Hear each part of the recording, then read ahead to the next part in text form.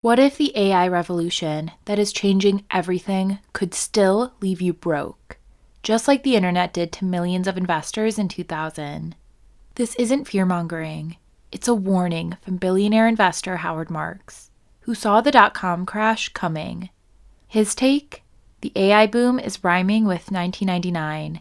And it's not just the flashy AI stocks at risk. Even the, quote, boring investments you trust might be overpriced. Marks uses a one-line test to cut through the hype. Listen for it. In the fall of 99, there was a big bubble, one of the greatest bubbles we've ever seen in the stock market. It was called the TMT bubble, tech, media, telecom bubble, but nowadays we call it the internet bubble. Everybody assumed that the internet would change the world. They extrapolated that to mean that an internet stock or a stock with the name internet in its name was worth infinity. And, that fall of 99, I was reading a book by Edward Chancellor, a financial historian, called Devil Take the Hindmost, a history of financial speculation. And I was reading about, in particular, the South Sea bubble, in which England figured it would get rid of its national debt by creating a company, the South Sea Company, and giving it a monopoly to trade with the South Sea. And people went crazy over that stock, and they took off from their jobs to day trade in that stock and so forth. And as I read about people's behavior, I said, holy cow, that's exactly what's going on now in the tech stocks. And so, that was the starting point. And I wrote a memo about the misbehavior that I saw taking place in the market for tech stocks. The key to investing is not assessing how much an industry is going to affect society or how much it will grow, but rather determining the competitive advantage of any given company and, above all, the durability of that advantage. I wonder whether there's a big relevance of that today as well as there was back in 99, 2000, because with this race of investment in the space of AI, there are quite a few players competing out. Not hundreds, but it's also not like the last decade where basically Google had a monopoly on search, for example. Is that quote relevant today as it was in 99? Oh, it's always relevant. One of the most important sayings was from Mark Twain, American author, who said, history does not repeat, but it does rhyme. There are certain themes that rhyme from cycle to cycle or generation to generation. And what are the characteristics of bubbles? Number one, it invariably surrounds something new that triggers the excitement, gets people going. And since there's no history of it, there's no indication of what its limitations might be. And then people get excited about the new thing, and they assume that it will change the world, and then they assume that that will result in profitability, which is not always a strong assumption. And that was one of the comments I made in the memo about e-commerce. Then they assume that the incumbents will succeed, whereas they may be replaced. And in the extreme, they assume they'll all succeed, which may be unlikely. But, the opportunity to buy the stock in each one looks like a lottery ticket that could pay off in millions. So these are some of the threads. And Buffett said 25 years ago about the internet that the internet will certainly increase efficiency, but will it increase profitability? Which is to say, for example, what if all the companies in a given industry get AI? They compete to use it. They all put it to work. It increases efficiency for all of them, but they compete for business by cutting their prices. And that eliminates the unusual profitability of that industry. Marx is saying history is rhyming. In every bubble, a game-changing innovation gets investors euphoric. But here's what nobody wants to hear. Changing the world isn't the same as making money. Think back to the late 1990s. People quit their jobs to day trade dot-com stocks. The NASDAQ surged fivefold, from about 1,000 to over 5,000 between 1995 and 2000. Pets.com became a Super Bowl advertiser with a sock puppet mascot, despite burning through $147 million and never turning a profit. Then reality struck. When that bubble burst, nearly $1 trillion in stock value evaporated within weeks. The NASDAQ plunged almost 80% by late 2002. If you had $1,000 in a NASDAQ index fund at the peak, you watched it shrink to roughly $200 at the bottom. Being right about the technology didn't save your investment. Now look at today's AI boom. We're seeing a similar feeding frenzy. In April 2024, a fashion rental company, Rent the Runway, announced it would use AI, and its stock surged 220% in one day. Did its profits suddenly skyrocket? No. That kind of jump on an AI headline is a classic bubble signal. So the lesson from Marx is clear. A great technology isn't automatically a great investment. You have to ask, who will have the moat and pricing power when the dust settles? If every company adopts AI, it might just level the playing field. Like when every airline added online booking, nobody won. Customers just expected it. Now you might think, I'll avoid the frothy AI stocks. I'll just stick to a diversified index and play it safe. But here's the twist. What if the boring stocks are also overvalued right now?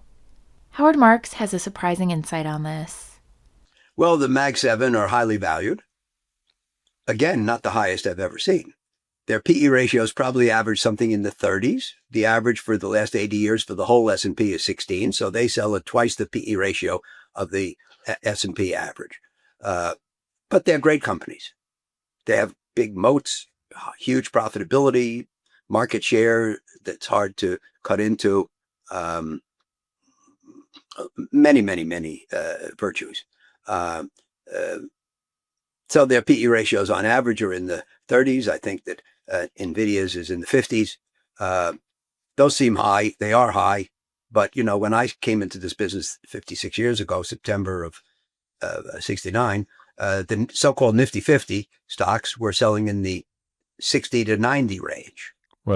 So now those were insane, but these are less insane or bargains relative to that insanity.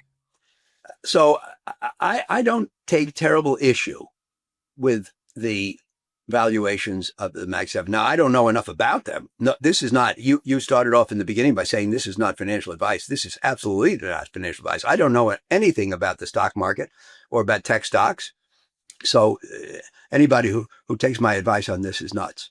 But those don't trouble me because they're some of the greatest companies we ever seen, the Mag 7.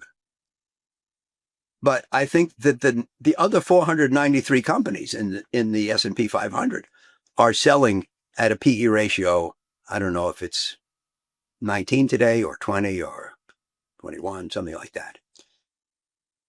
Why should the other 493, which are much more mortal, be selling at PE ratios above the historic average for the S&P over the last 80 years? So this is why I say that I think that the S&P is valued highly. And I think in a memo last year, I said lofty, but not nutty. But if you are a conservative person, and if you don't mind that much missing out on some gains, but would really mind participating fully in a decline, then this is a time when you might want to take some chips off the table. Marx just flipped the script. The 7 superstar tech giants have high PEs around 30 to 50, but they might actually deserve it. They're amazingly profitable, dominant businesses with solid moats. The real red flag is with the other 493 companies in the S&P 500. Those everyday companies, the banks, retailers, and industrials, are trading at around 19 to 20 times earnings. That's well above their historic average PE of about 16 times. Even the quote mortal companies without AI level growth are priced like premium growth stocks. Here's the catch. High PEs usually mean lower future returns. Marx referenced research showing that if you buy the market at around a 23 times PE, the average annual return over the next decade has been something like plus 2% to minus 2. Basically near zero. Right now, the S&P's forward PE is about 24 times, a level seen less than 7% of the time over the last 40 years. And with the 10-year Treasury yielding around 4.5% risk-free, you're barely getting paid extra to hold risky stocks. If anything goes wrong, investors might decide they'd rather take 4.5% in bonds than gamble on stocks for the same return. And we've seen this before. In the early 1970s, the Nifty 50 blue-chip stocks were viewed as so invincible that their PEs soared to 50, 60, even 90. Then the 1973 to 74 bear market hammered those darlings. Even great companies can be terrible investments at the wrong price. So if even your diversified index fund might be richly valued, what's a prudent investor to do? This is where Marx's final point comes in. It's all about investor behavior. Markets cycle between fear and greed. Right now, we've had years of greed and optimism dominating. That's exactly when you should be cautious. This is why I believe that it is the behavior of the participants who determine the level of risk in the markets. And, today, we've had 16 positive years. There hasn't been a bad year in the last 16. There were 2 down years, but not too bad and easily recovered. There has not been a prolonged stretch of decline. So risk-taking has been rewarded. Caution has been penalized. I would say that, it has made people feel that it's more dangerous to be out of the market than in. To turn down a loan could be dangerous than making a loan. These are all bad lessons. And it's not the worst I've ever seen. It's not as bad as February 07, for example, but it's certainly on the incautious side. You quote Buffett to me, I'll quote Buffett to you. Buffett says, the less prudence with which others conduct their affairs, the greater the prudence with which we must conduct our own affairs. And I would say that prudence is not in the ascendancy at the moment. Risk-taking is. Not grievously, but it is. And so we should be careful. And when I say careful, I try to always be careful. So when I say careful, I mean more careful than usual. Buffett's rule, via Marx, hits the nail on the head.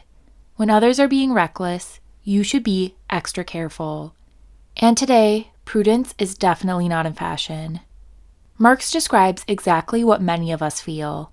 After years of market gains, caution has felt like a handicap. Remember early 2021? Reddit traders were posting gain screenshots. Everyone had a can't-lose stock pick, and anyone who saw "this looks bubbly" got laughed off Twitter. A few months later in 2022, the Nasdaq fell over 30%. Many hot stocks got cut in half or worse, and suddenly, caution didn't look so dumb. So how do we apply this? Marx isn't saying run for the hills or try to time a crash. He suggests dialing back risk thoughtfully. If you're fully invested in stocks, maybe trim a bit, especially from the frothier areas. If you've been riding momentum trades, maybe rotate into more stable, quality businesses or hold a little more cash. Today, cash isn't dead money. It's a strategic asset yielding over 4 to 5% while you wait for better opportunities.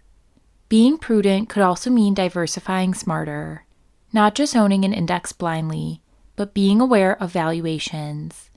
Maybe look at international stocks or small caps that haven't been bid up as much. It means doing your homework rather than assuming the index will bail you out regardless of price. Now, being more careful than usual does carry short-term risk. You might lag behind during the final stages of a boom. But ask yourself, would you regret more missing the last 10% of a rally or being fully exposed in a 30% drop?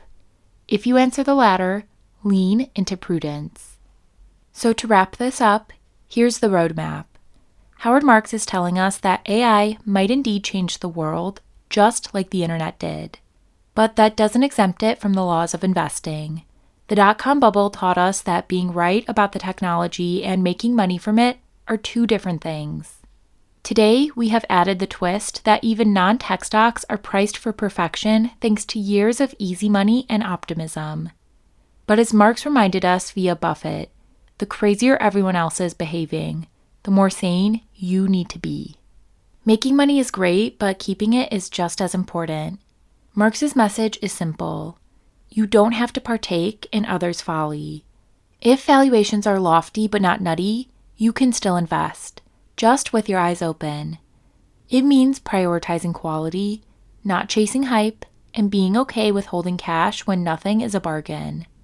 In the end, prudence might not win you bragging rights at a dinner party during a bull market. But when the tide ebbs, you'll be the one picking up opportunities instead of picking up the pieces. And if you enjoyed this video, check out Peter Lynch coming out of retirement to help us understand how to prepare for the next market crash. I will see you over there.